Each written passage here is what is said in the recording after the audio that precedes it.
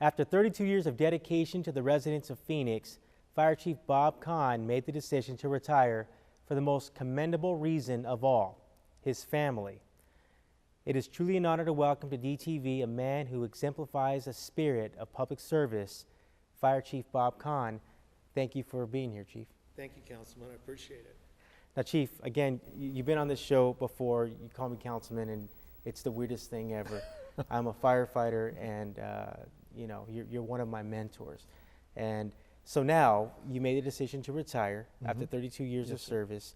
You are leading and have led arguably the finest fire department in the world.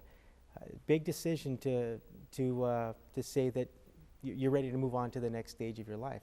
Oh, it's difficult. I graduated from ASU and went right into the fire service. I had a little interest in maybe going into the Naval Officers Candidate School, but my family's very close and I wanted to stay in Phoenix, so I took the test and was fortunate enough to get hired in 1982. So it was a banner year for me, I guess, and I went right into the academy in August, which was not that easy. It was a little bit hot, putting on all the gear, but it was a great time. I still have friends from 1982 that I met in the academy. Right. I also had an August start date for the academy. It was triple digits on day one, triple digits 3 months later on the last day when it was time to graduate from the academy. But you did it obviously a couple of decades before I did it. Yeah. So why don't you walk us through your career a little bit? When I look back on my career, there's kind of three parts to it. The academy and being a young firefighter at 27th Avenue in Buckeye, working at Station 21 was where I started going into fires. And I had worked at Station 1 as a rookie and Station 3 as a rookie, so I'd had fires there and I'd seen some of the best fight fire. But then I became a senior firefighter at Station 21 and stayed there about 8 years or so, 7 years. And I learned how to fight fire. And to this day, it's almost like somebody else did that. I can't believe the things that I did then, and the fires and bad car wrecks and shootings, just up all night, and it was a very exciting adventure. The mid part is being a captain on Engine 2. And Engine 2 was a great company, but it was a big house. They call it the big house. You got about 20, 25 people that you're working with every day. I would cook for them every third shift. And then I had to care for them and manage them. But those are some of my closest friends that I made when I was a fire captain. And then I was asked to be the PIO and had some moderate success with that. In 96 or so, I took the chief's test. And then in 98, I started working as an administrator and doing public affairs. And then in 2001, I became an assistant chief over HR and fire prevention, and then of course public affairs, and then City Hall as well. Right. Now, very humble man here, Chief, you gave us a snapshot. You talked about, the fires that you fought with the guys and gals out in the Station 2 and 21 and 3. And you brush over the PIO thing, Public Information Officer. You truly became the face of not only the Phoenix Fire Department, but the fire service right here in the Valley. And you did the job very well. You were trusted not only by media, but those who go to media for their information, from our viewers, from people, our constituents. What was that like? You seem to have been a natural, I'll tell you. We were all very comfortable, I think, by having you in that role. I'm talking about as firefighters. But, tell us about that a little bit. Well, I watched you grow up, and you worked as a PIO, and I've known you for a long time. And I think for both of us, to have that role was an honor, and we really knew the work, and we're very honored to be part of the fire service and to really explain what they do and how complicated it can be and how emotional it can be and how satisfying it can be. And so I was just a vehicle to do that for literally thousands of firefighters here in the Valley.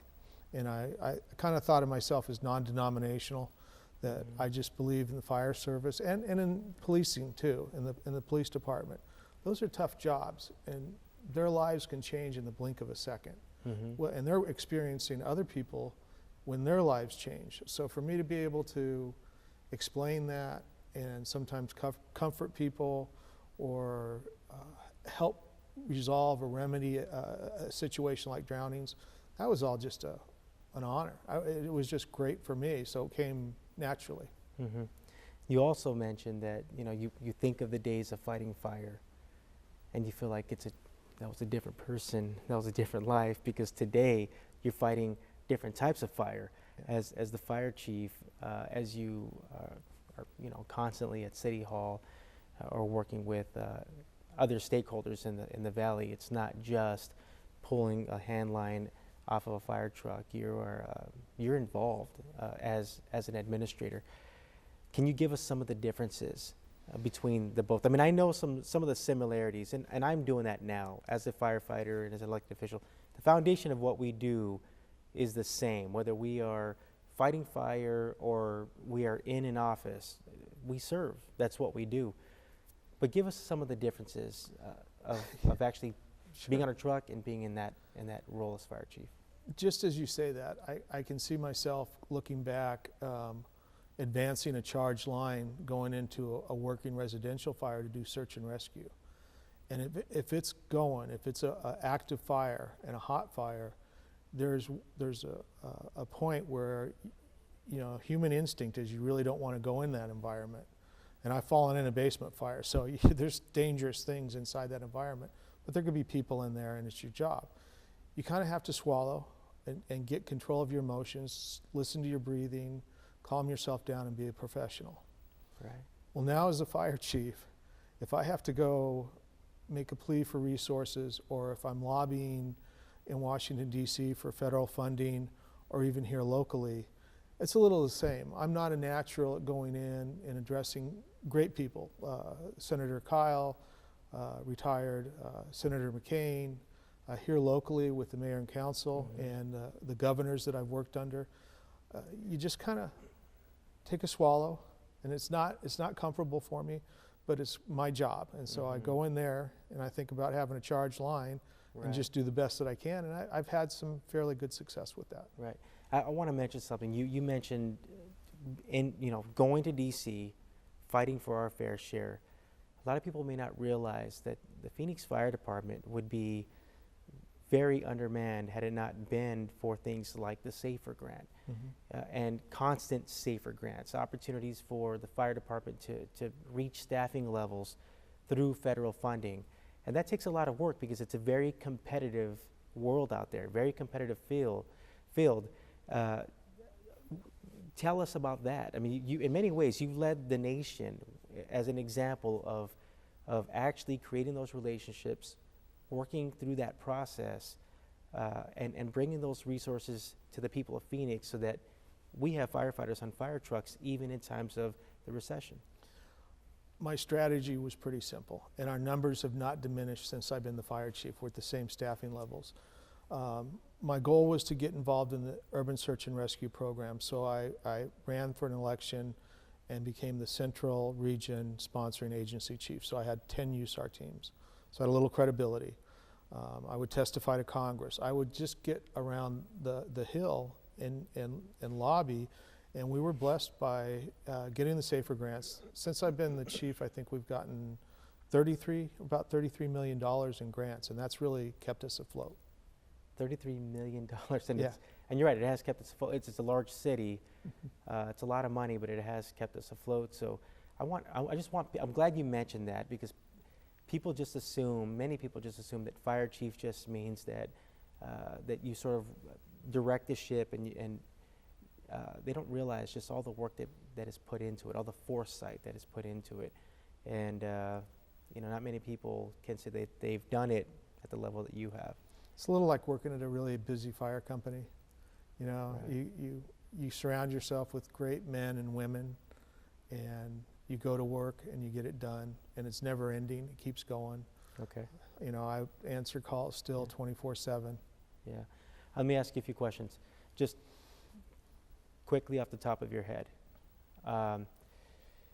Toughest fire that you remember yourself being in?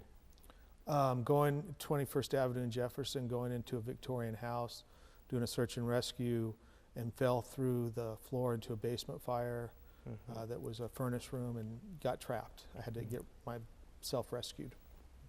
Funniest firefighter you've ever been around? Oh, there's so many. Probably Gary Wolf. Okay. He was I was a in real hazmat character. school with Gary Wolf. Oh, were you? So you know, yeah. Yeah. The Wolf brothers have a keen sense of humor. You mentioned you liked you were cooking for the guys. What's your specialty? Probably lasagna, but I could make red chili or ribs or chicken tacos. Of all the responsibilities you've had in the fire service, I mean, literally from recruit to the fire chief and everything in between, where does your fondest memory come from? Oh my. Probably in meeting the recruits that we were hiring in the middle of the recession because of the grants and the looks on their faces. That was my 30-year gift to the department. Yeah. In closing, I just want to thank you, Chief, for your stamp on the fire service right here in the city of Phoenix and in the Valley. As a Glendale firefighter, I can honestly say that you've been a mentor and will continue to be a mentor in my career, and I'm not alone.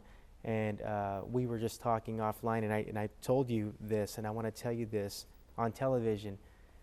It's indicative of your mentorship, and it's fitting that the first female fire chief in the city of Phoenix is coming behind you in Chief Kalkbrenner, who I think is very capable, certainly mentored by you.